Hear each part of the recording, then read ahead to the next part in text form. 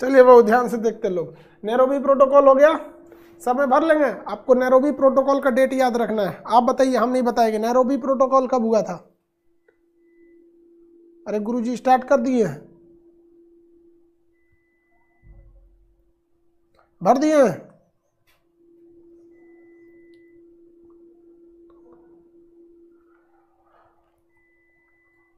अरे कब हुआ था आप बताएंगे? नैरोबी प्रोटोकॉल हम क्या लिए बताएंगे? फिर से आप बताइए। इसका डेट हम नहीं बताएंगे, हम डेट छोड़ देंगे। छोड़ देंगे तो छोड़ ले देंगे, हम सब हम ही बताएंगे। आप लोग कुछ नहीं मेहनत करेंगे। हम तो बता दिए नैरोबी प्रोटोकॉल केन्या में पर्यावरण बचाने के लिए था। इसमें कुछ नहीं करना है यार, डेट लिखना है किस जगह में था और किस लिए था। जैसे मॉन्ट्रियल प्रोटोकॉल 16 सितंबर 1987 कनाडा, ओजोन बचाने के लिए। रियो प्रोटोकॉल 1992 ब्राजील, पृथ्वी सम्मेलन था, एजेंडा 21। नैरोबी प्रोटोकॉल डेट आप लिखेंगे, पर्यावरण बचाने के लिए Kenya. Kyoto protocol 1997 Japan, carbon dioxide को कम करने के लिए कार्बन क्रेडिट दिया गया था। हो गया काम खत्म। आप भरेंगे?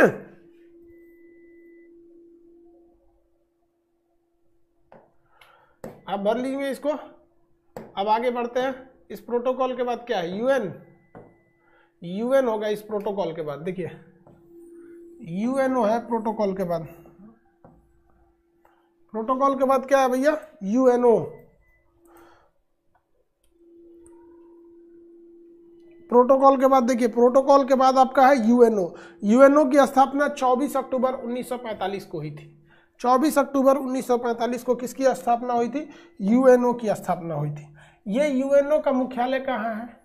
ये न्यूयॉर्क में है। यूएनओ का मुख्यालय कहाँ है? न्यूयॉर्क में। कब स्थापना हुई थी? 24 अक्टूबर 1945 में। यूएनओ में कितने सदस्य हैं बताइए? इसकी तो स्थापना 24 अक्टूबर 1945। कितने सदस्य हैं? 193 सदस्य। कितने? 193। सबसे नया सदस्य कौन है, यानी जो 193 में? दक्षिणी सूडान, साउथ सूडान। दक्षिणी सूडान ये है भैया सबसे नया सदस्य। यूएनओ का सबसे नवीनतम सदस्य दक्षिणी सूडान। देखिए अब यूएनओ में ना पूरी दुनिया को कंट्रोल करती है यूएनओ। जिस तरह से भारत में संसद है ना, तो पूरी दुनिया में यूएनओ है, उसका नियम पूरी दुनिया में चलेगा। अब ये दुनिया में इसके नियम चलने के लिए जरूरी है भैया पूरी दुनिया में कौन सी भाषा बोली जाएगी। हर देश वाले अलग अलग भाषा बोलते हैं, तो इनमें ऑफिशियली कितनी भाषाएं हैं? तो भाषा जो है वो ऑफिशियली इसमें 6 भाषा है। आप इन 6 भाषा में से कोई एक चुन लीजिए। अब कौन कौन सी भाषा है? तो देखिए इंग्लैंड की इंग्लिश, फ्रांस की फ्रेंच, स्पेन की स्पेनिश। 3 भाषा तो यही हो गई, English French Spanish. English French Spanish 3 तो यही हो गई, इंग्लिश फ्रेंच स्पेनिश। ये मिडिल ईस्ट में पूरा में अरबी भाषा बोली जाती है, तो अरबी। इंग्लिश फ्रेंच स्पेनिश अरबी। कितनी भाषा? 4। इंग्लिश फ्रेंच स्पेनिश अरबी। इसके बाद से रसियन और चाइनीज। रसियन चाइनीज, चाइनीज भाषा को मंडारिन बोलते हैं, तो रसियन और चाइनीज, रसियन और चाइनीज ये हो गई भाषा। आगे बढ़े, चलिए ध्यान से देखते हैं लोग। टोटल यूएन में कितनी भाषा है? तो भैया 6 भाषा। कौन कौन? लाइन से यहाँ याद रखेंगे। English French Spanish, English French Spanish, English French Spanish, English French Spanish, English French Spanish, अरबी रसियन चाइनीज, अरबी रसियन चाइनीज, अरबी रसियन चाइनीज, अरबी रसियन चाइनीज। नक्शा के हिसाब से बोलना है, जैसे दिमाग में बनना चाहिए। कैसे दिमाग में बनना चाहिए? आज बंद करेंगे। हाँ, इंग्लिश फ्रेंच स्पेनिश ये 3 तो यहाँ हो गए। यहाँ पे अरबी, यहाँ रसियन और यहाँ पे चाइनीज। आराम से ऐसे इस टाइप की भाषा। नंबरिंग गलत लिख दिए ना यहाँ। देखिए इंग्लिश फ्रेंच स्पेनिश 3 तो इस साइड में, इंग्लिश फ्रेंच स्पेनिश, अरबी रसियन चाइनीज, अरबी रसियन चाइनीज। टोटल आधिकारिक भाषा कितनी है? 6। लेकिन जो डॉक्यूमेंट्स मिलते हैं, पीडीएफ मिलता है, जो पेपर वर्क मिलते हैं, वो मिलते हैं केवल 2 भाषा में, इंग्लिश और फ्रेंच में। टेप भले आप बोल सकते हैं 6 भाषा, ये बोलने के लिए 6 भाषा है। हालांकि आप कोई और भाषा भी बोलेंगे तो फिर आपको दूसरे को समझ में नहीं आएगा। तो समझाने के लिए जो ट्रांसलेशन का खर्चा आएगा ना, उसी देश से लिया जाता है। जो ट्रांसलेटर बैठ के समझाता है उसका पूरा खर्चा उसी से लिया जाता है। समझ में आ गया कि नहीं आ गया? किसी को कोई दिक्कत? आगे बढ़े। तो ये है आपका भाग संख्या 6, सॉरी भाग कर भाषा 6। आधिकारिक भाषा 2 है जिसमें पेपर वर्क होता है, इंग्लिश और फ्रेंच। English French.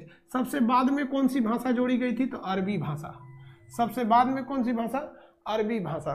याद रहेगा, सबसे बाद में कौन भाषा? अरबी भाषा। किसी को भाषा से रिलेटेड दिक्कत है तो बताया जाए। किसी को भाषा से रिलेटेड कोई भी दिक्कत है तो बताया जाए।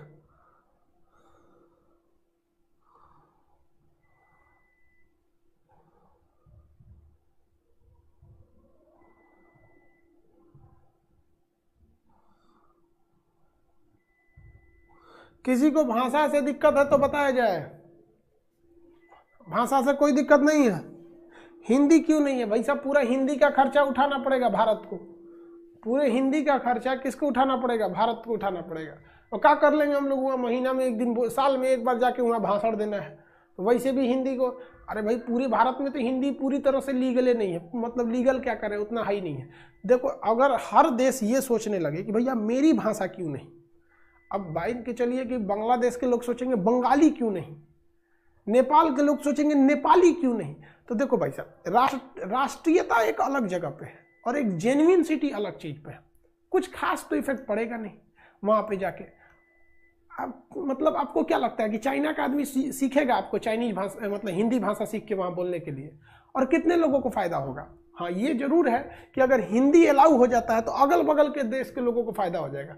पाकिस्तान वाले भी हिंदी बोल लेते हैं और कुछ कुछ अफगानिस्तान वाले भी बोल लेते हैं। तो पाकिस्तान, अफगानिस्तान, नेपाल, बांग्लादेश, श्रीलंका वाले उतना हिंदी नहीं बोल पाते हैं। तो ये सब देश को भी फायदा हो जाएगा हिंदी बोलने से। लेकिन खर्च, दिक्कत क्या है कि सबको खर्च हम ही लोग को उठाना पड़ेगा और फिर सारे देश को लागू करना पड़ेगा। तो इससे हो जाएगा तो ऐसा नहीं कि बहुत बड़ा चेंजिंग आ जाएगा। हाँ आप ऐसे कहिए कि चाइनीज में किसको समझ में आएगा? तो भैया केवल चाइना अपने लिए चाइनीज रखा है, तो चाइनीज भाषा में भी क्या इफेक्ट पड़ता है? बस वो चाइनीज अपने बोल के चल जाता है और किसी को तो होता नहीं। यही सब थोड़ा थोड़ा सा दिक्कत आता है। हालांकि ये कोई बहुत बड़ा इशू नहीं है। हम लोग को मेन जरूरी है वीटो पावर। भाषा दे न दे, मेन जरूरत है क्या? वीटो पावर का। मेन जरूरी क्या है? वीटो। टोटल दुनिया में कितने देश हैं वीटो पावर वाले? तो देखिए यूएनओ में सुरक्षा परिषद में 15 सदस्य हैं, जिसमें 5 के पास वीटो है और 10 के पास वीटो नहीं है। तो ये जो 5 हैं इन्हें कहते हैं वीटो वाले अस्थाई, ये परमानेंट रहते हैं। और ये 10 जो हैं ये जो होते हैं इनके पास कोई वीटो नहीं है, ये है अस्थाई। अस्थाई, इनका कार्यकाल 2 साल का होता है। इनका कार्यकाल 2 साल का होता है। इंडिया इस बार इसका कार्यकाल का सदस्य बन चुका है, पाकिस्तान हट गया। ये 2021 में भारत बना है और 2022 में इसका कार्यकाल, 2021 में है तो 21 और 2022 2 साल में खत्म हो जाएगा भारत का पोस्ट। तो देखिए ये तो बनते घटते रहते हैं, अल्फ़ाबेट के हिसाब से इन लोग का नंबर ही आता है। 2 साल के लिए भारत आया, हट जाएगा इसके बाद। लेकिन ये 5 जो वीटो पावर है ये नहीं हटते हैं। जब तक ये 5 किसी चीज़ पर रेडी नहीं होते हैं वो विधेयक पारित ही नहीं हो सकता। यानी किसी भी विधेयक को पारित करने के लिए पूरी दुनिया में से ये 5 का रेडी रहना जरूरी है। ये 5 वही देश हैं जो द्वितीय विश्व युद्ध को जीते थे। कौन कौन? तो पहला अमेरिका, दूसरा ब्रिटेन, तीसरा फ्रांस, चौथा रसिया, पांचवा चाइना। तो टोटल कितने देश के पास वीटो है? 5। कौन कौन? यूएसए, अमेरिका, ब्रिटेन, फ्रांस, रूस, चाइना। अमेरिका, ब्रिटेन, फ्रांस, रूस, चाइना। अमेरिका, यहाँ देखिए दोनों एक पास, ब्रिटेन, फ्रांस, रूस, चाइना। अमेरिका, ब्रिटेन, फ्रांस, रूस, चाइना। देखिए ब्रिटेन फ्रांस एक दूसरे के दुश्मन रहते हैं सब, लेकिन लगता है ये दोस्त है। रूस चाइना एक दूसरे के दुश्मन है लेकिन लगता है कि दोस्त है सब। अमेरिका को किसी से मतलब नहीं। ये लोग ससुरे अलगे दुनिया के हैं। इन लोग का एक अलगे दुनिया है। पूरी दुनिया में मार कराओ, हथियार बेचो। पूरी दुनिया में मार करा दो, हथियार बेच दो, कोई फायदा नहीं होता है। समझ में आ गया कि नहीं आ गया? कोई दुनिया में कोई फायदा नहीं होता इन लोग से। टोटल कितने देश? हाँ, इनका कहना सर चाइना सेकेंड वर्ल्ड जीता था। नहीं भैया, देखिए चाइना ने हमला किया था जापान के ऊपर और जापान में ये जीता नहीं, लेकिन जापान पे परमाणु बम पटका गया, बस जापान पे ये हावी हो गया। इसलिए इसे माना जाता है कि ये भी एलाइज कंट्री के साथ था। किसके साथ था? Allies country. द्वितीय विश्व युद्ध लड़ा था, किससे लड़ा था? जापान से लड़ा था, केवल जापान से लड़ा था सेकेंड वर्ल्ड वॉर के वक्त। किसी कोई दिक्कत? टोटल कितने देशों के पास वीटो है? How many countries have veto?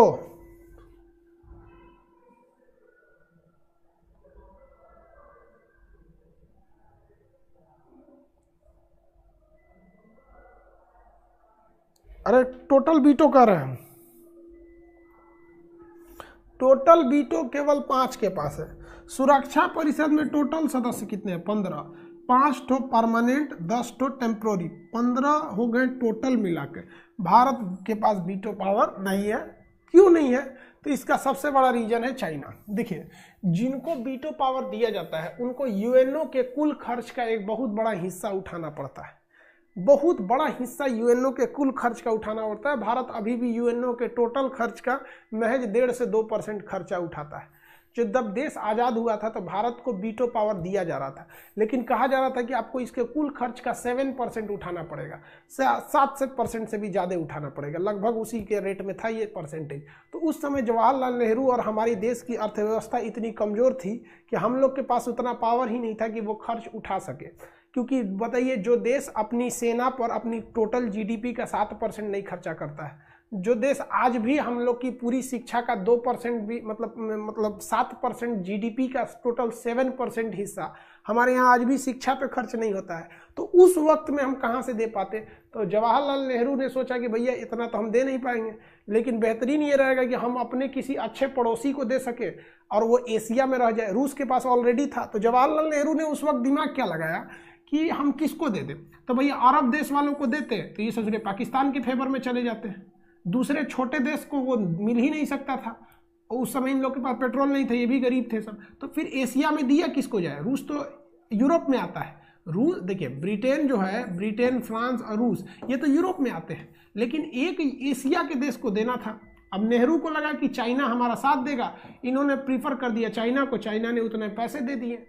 अब हम लोग के पास वीटो गया, तो इसके पीछे केवल नेहरू जिम्मेदार नहीं बल्कि देश की अर्थव्यवस्था मेन जिम्मेदार थी। वरना किसी को कोई थोड़े ना कुत्ता कट ले।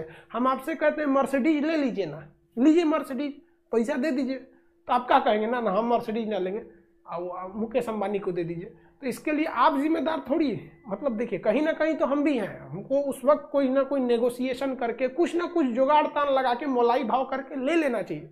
अब इतिहास में की गई गलतियों को आप सुधार नहीं सकते हैं, लेकिन इतिहास में की गई गलतियों को अगर आप देखना है कि वो गलती क्यों थी, तो उस समय के परिदृश्य के हिसाब से सोचिए कि उस समय हमारी सेना के पास 1962 में लड़ने के लिए जूते नहीं थे। रीजन क्या है? पैसे ही नहीं थे हम लोग के पास, बहुत कम पैसा था, तो सूखा वगैरह था, तो गरीबी अंग्रेज सब पूरी तरह से चूस के हम लोग को भेजे थे सब।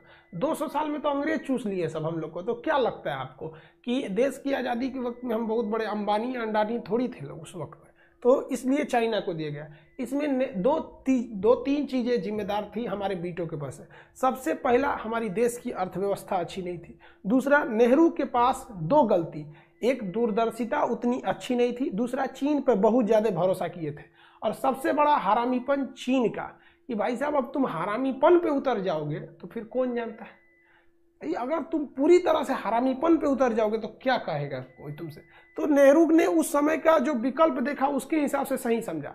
आप कहेंगे कि सर नेहरू ने जापान को क्यों नहीं दिया? भैया उस टाइम जापान ने बहुत खतरनाक कंडीशन पे था, जापान को कोई देने का, जापान को मिल ही नहीं सकता था। तो भारत के सामने बस यही ऑप्शन था कि एशिया में दिया किसको जाए। रूस के पास ऑलरेडी था, तो एशिया में उन्होंने कहा कि भारत तुम ले लो, लेकिन हमारे पास पैसे नहीं थे। सऊदी अरब वगैरह के पास पैसे नहीं थे, सऊदी अरब को मिल जाता तो आज भी पाकिस्तान के फेवर में ज़्यादा रह जाता। तो इन्होंने सोचा कि चीन को दिला देते हैं और चीन से एक समझौता करा देंगे, पंचशील समझौता, कि हम लोग एक दूसरे के मैटर में हस्तक्षेप नहीं करेंगे और अंतर्राष्ट्रीय मैटर पे तुम हमारा सपोर्ट करना, क्योंकि हमने तुमको चीन का वीटो दिलवाया है, और हम एक दूसरे पे युद्ध नहीं करेंगे। तो नेहरू की तो नीति सोच से तो सही थी, लेकिन सचरा दूरदर्शिता कम था, जरूरत से ज़्यादा भरोसा कर लेना, ये भी कर लेना, दिक्कत हो गया इस वजह से। तो ये गलती रह गई हम लोगों से। समझ में आ गया कि नहीं आ गया? जापान को दे देते, जापान पे परमाणु बम मारा गया था, वही ससुरा द्वितीय विश्व युद्ध मार रहा था। द्वितीय विश्व युद्ध में वीटो केवल जीतने वालों को मिला था, तो बहुत खरमंडल मचाया था। अमेरिका उसको देने ही नहीं देता, क्योंकि वीटो देने के लिए भी जो ऑलरेडी वीटो वाले उनको सहमत होना चाहिए था। तो उस समय नेहरू के पास 2 ही ऑप्शन थे, या तो अपना वीटो दूसरे को हैंड ओवर करे, नहीं तो उतना खर्च उठाए। हम लोग आज भी उतना खर्च नहीं उठा पाते हैं। और इनफैक्ट अगर आज भी भारत को कह दिया जाए कि आप यूएनओ के टोटल खर्च का 7% उठा लीजिए, या फिर अपना जो खर्च उठाते हैं उसका डबल ट्रिपल उठा लीजिए, तो आज भी हमें सोचना पड़ेगा, नहीं उठा पाएंगे लोग आज भी। लेकिन हाँ, आज ये है कि आज हम अरेंजमेंट कर सकते हैं, कुछ टैक्स वगैरह बढ़ा के कुछ करके हम अरेंजमेंट कर सकते हैं, लेकिन उस वक्त नहीं कर सकते थे। उस वक्त बहुत ज़्यादा दिक्कत था। सोचिए ना, पॉलिटी के क्लास में कहा है कि शिक्षा का अधिकार था, मुफ्त में मिलना चाहिए था, लेकिन उस समय नीति निर्देशक तत्व में डाल दिया गया क्योंकि पैसे ही नहीं थे। कहाँ पैसे हुआ करते थे उस टाइम? समझ में आ गया? जापान को एक लड़का कह रहा है क्यों नहीं दे दिए, वियतनाम को दे देना चाहिए। हद है यार, वियतनाम को देना चाहिए, पागल हो क्या? भारत के पास पैसे नहीं जुट रहा है, वियतनाम के पास पैसा। हाथी डूब गई तो एगो लड़का कह रहा है ओ माय गॉड हाथी डूब गई, गधा हिलाओ गधा पार कर जाएगा। अरे बकलवा, देख रहा है कि जब भारत जैसा विशाल देश के पास पैसे नहीं जुट पाया तो कह रहा है वियतनाम। आप पागल हैं, आप 2021 में सोच रहे हैं और हम आपको बता रहे हैं 1950 की बात। हद है यार, आप 2021 में खड़ा होकर 1950 की बात सोचिएगा। नहीं ना, आप उस वक्त के हिसाब से सोचिए। वियतनाम पे तो अमेरिका बम मारा था, 27 करोड़ बम गिरा दिया था, याद है कि नहीं? वियतनाम तो अपने परेशान था, वियतनाम को तो खुद बांट दिया था। 17 डिग्री उत्तरी वियतनाम, दक्षिणी वियतनाम तो अपने मर रहा था, उसको वीटो देंगे आप? नहीं दे सकते थे। वियतनाम अभी कोई कहेगा कि मालदीव को क्यों नहीं दे दी, श्रीलंका को क्यों नहीं दिया? अरे भाई साहब, भारत जैसा देश जब टेंशन में आ गया तो एशिया, देखिए रूस हटा दीजिए, रूस एशिया में नहीं आता है। एशिया में डिसीजन जब भी लिया जाएगा तो वो रूस, भारत लेगा या फिर चाइना लेगा। एशिया में इन्हीं का राज हो सकता है, तो या तो वीटो हमें मिलता या तो वीटो चाइना को मिलता। चाइना पावरफुल था, ले लिया। हम लोग की बस अर्थव्यवस्था नहीं गड़बड़ हुई रहती ना, आज हमारे पास भी वीटो रहता। लेकिन आप टेंशन नहीं लीजिए, आप टेंशन नहीं लीजिए, हम वादा करते हैं आपको कि आने वाले 10 से 12 साल में हमें वीटो मिलेगा, हम लोग को वीटो मिलेगा।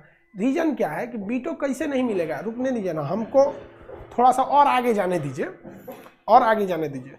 धीरे धीरे अभी पूरा इंडिया जाना है ना, जब पूरी दुनिया जान जाएगी ना हमको, धीरे धीरे हम यूएनओ में आग लगा देंगे। ऐसा स्थिति खड़ा कर देंगे ना कि तुमको या तो वीटो देना पड़ेगा, नहीं तो यूएनओ बंद करना पड़ेगा।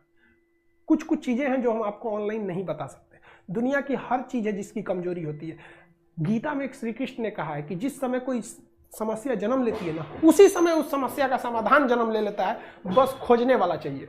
तो अभी हम लोग की आवाज़ इंडिया तक पहुंच सकती है। तो इंडिया में आज भी कोई सुधार लाना है तो खरमंडल मचा सकते हैं हम लोग, लेकिन वर्ल्ड लेवल पर नहीं कर सकते। लेकिन कसम भारत माँ की, एक ना एक दिन तो हम आग लगा देंगे। यूएनओ में भी पहुंचेगा एक खलबली की आखिरी ससुराई मास्टर है कौन। हमें वीटो मिलेगा कैसे नहीं मिलेगा ससुरा वीटो, मिलेगा बाबू, टेंशन नहीं लो। अभी आप लोग का बहुत बड़ा समर्थन रहता है, आप लोग का इतना स्नेह प्रेम रहता है। धीरे धीरे हमें पूरे इंडिया जान गया ना, जब जिस दिन वर्ल्ड आएगा हम तो यूएनओ का एक एक कमजोरी खखोर खखोर के पूरी दुनिया को बता देंगे। तो यूएनओ हमसे यही कहेगा कि भाई तू मास्टर चुप हो जा। हम कहे एक के साथ पे चुप हो तो भारत को वीटो दे दूँ, नहीं तो तू अमेरिका, ब्रिटेन, फ्रांस, चाइना, तू लोग इराक में क्या क्या काम किया, अफगानिस्तान में क्या क्या किया, वियना संधि का कैसे उल्लंघन किया, या फिर वासेनार अरेंजमेंट का कैसे उल्लंघन किया, सब बता देगा आदमी। हंगामा करेंगे। उसके पास 3 ऑप्शन रहेगा, या तो यूएनओ बंद कर, या तो वीटो दे, या तो हमको उड़वा दे। चलो ध्यान से समझते हैं।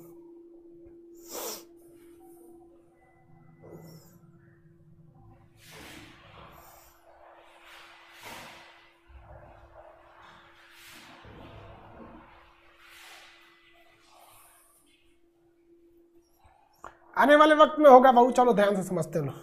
इतना तो समझ में आ गया, किसी को कोई दिक्कत नहीं है? यहाँ तक में समझ में आ गया, वीटो वगैरह समझ में आ गया। अब चलिए आज के लिए इतना ही रहने देते, टाइम भी हो गया होगा, ठीक है? आज के लिए इतना ही रहने देते थे, नेक्स्ट क्लास कल करेंगे। सर्वरों चिल्ला रहा है ससुरा, एप्लीकेशन जब तक अपडेट नहीं हो जाता है ना 1-2 दिन, आज लास्ट अपडेट होना चाहिए मेरे ख्याल से, तब तक ये ससुरा चिल्लाते रहेगा। चलिए आज के लिए इतना ही करना।